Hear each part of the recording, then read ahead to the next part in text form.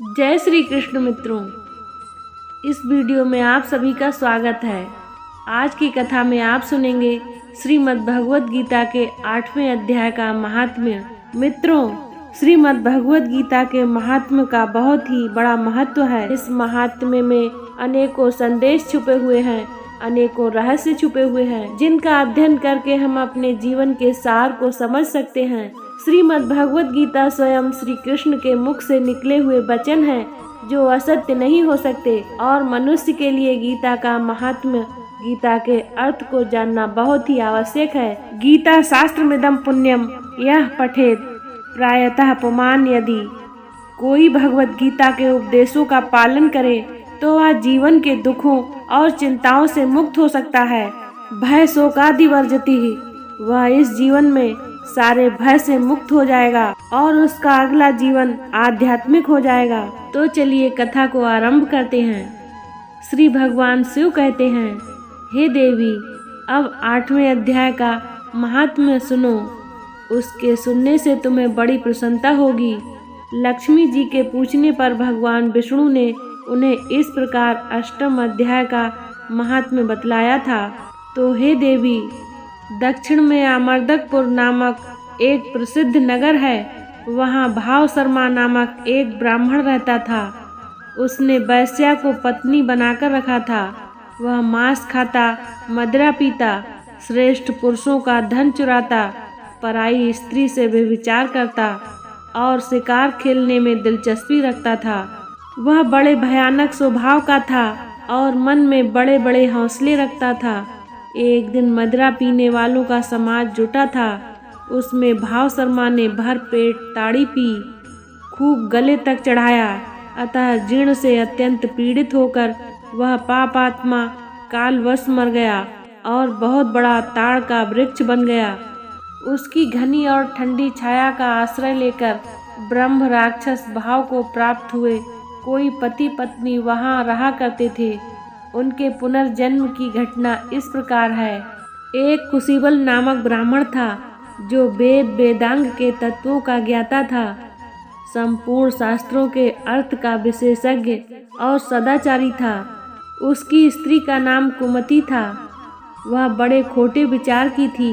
वह ब्राह्मण विद्वान होने पर भी अत्यंत लोभवश अपनी स्त्री के साथ प्रतिदिन भैंस, काल पुरुष आदि बड़े बड़े दानों को ग्रहण किया करता था, परंतु दूसरे ब्राह्मणों को दान में मिली हुई कौड़ी भी नहीं देता था। वे ही दोनों पति पत्नी कालवश मृत्यु को प्राप्त होकर ब्रह्म राक्षस हुए। वे भूख और प्यास से पीड़ित हो इस पृथ्वी पर घूमते हुए उसी ताड़ वृक्ष के पास आए और उसके मूल भाग में विश्राम करने लगे।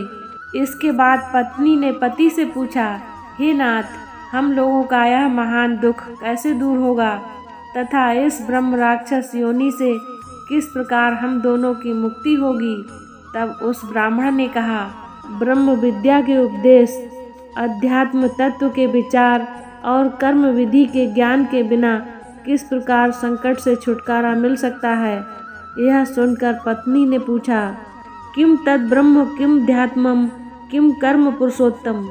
पुरुषोत्तम ब्रह्म क्या है, अध्यात्म क्या है और कर्म कौन सा है। उसकी पत्नी के इतना कहते ही जो आश्चर्य की घटना घटित हुई उसको सुनो। उपयुक्त वाक्य गीता के 8वें अध्याय का आधा श्लोक था। उसके श्रवण से वह वृक्ष उस समय ताड़ के रूप को त्याग कर भाव शर्मा नामक ब्राह्मण हो गया। तत्काल ज्ञान होने से विशुद्ध चित्त होकर वह पाप के चोले से मुक्त हो गया तथा उस आधे श्लोक के ही महात्म्य से वे पति पत्नी भी मुक्त हो गए। उनके मुख से दैवात ही 8वें अध्याय का आधा श्लोक निकल पड़ा था।